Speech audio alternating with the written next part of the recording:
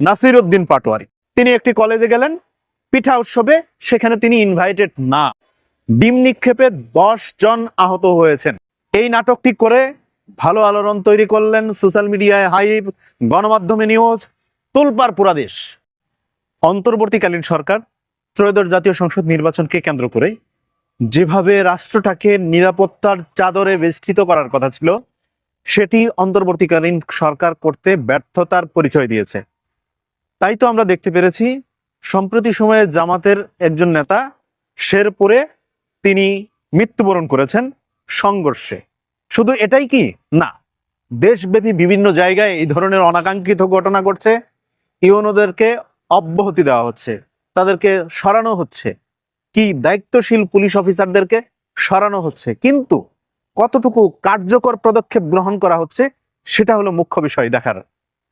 আমি যদি একটু লক্ষ্য করি, রিসেন্টলি শাপলাকলির প্রতীকের প্রার্থী নাসির উদ্দিন পাটোয়ারি ঢাকা 8 আসনে তিনি একটি কলেজে গেলেন পিঠা উৎসবে, সেখানে তিনি ইনভাইটেড না। সেখানে যাওয়ার পরে ডিম নিক্ষেপে 10 জন আহত হয়েছেন। ডিমটি ছিল কাঁচা ডিম। এই নাটকটি করে ভালো আলোড়ন তৈরি করলেন, সোশ্যাল মিডিয়ায় হাইপ, গণমাধ্যমে নিউজ, তোলপাড় পুরা দেশ। কিন্তু যে ব্যক্তিটি মিথ্যাচার করলেন এবং এই ধরনের একটা ভাইব ক্রিয়েট করলেন, তার বিষয়ে কি নির্বাচন কমিশন বিন্দু পরিমাণ অ্যাকশনে গিয়েছে, শোকজ করেছে, কি জরিমানা করেছে? না। আচরণবিধি কি লঙ্ঘন হয়নি?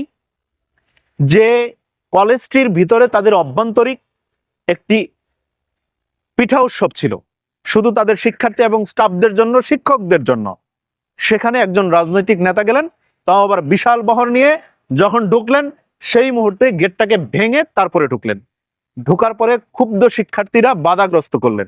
কিন্তু কোথায় থেকে আসলো সেই বসুন্ধরা গ্রুপের সিমেন্টের তৈরি ডিম, যে ডিমের আঘাতে 10 জন আহত হলেন।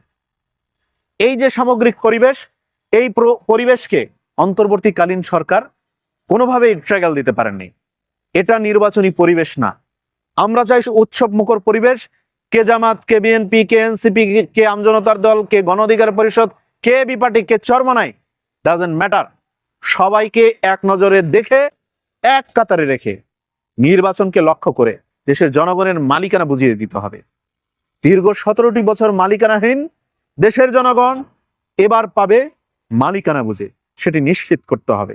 কিন্তু অন্তর্বর্তীকালীন সরকার প্রতিবারের মতো প্রত্যেকটা পদক্ষেপে পিছপা হচ্ছেন, ভুল পদক্ষেপ নিচ্ছেন। তাই তো এই ধরনের সহিংসতায় রূপ নিচ্ছে বিভিন্ন জায়গায়, যেটা আমরা আশঙ্কা করছি আরো ভয়ানক রূপ ধারণ করতে পারে যদি শক্ত হাতে দমন না করতে পারে, কিংবা তাদের জায়গা থেকে তারা কোনোভাবেই কোনো পদক্ষেপ, আইনগত ব্যবস্থা কি কোনো ধরনের কোনো সিচুয়েশন যেটা ক্রিয়েট হচ্ছে সেটাকে ধামাচাপার কি সামাল দেওয়া, কোনো ধরনের কোনো পদক্ষেপ না নিতে পারে, পুরোটাই অন্তর্বর্তীকালীন সরকার মুখ থুবড়ে পড়বে।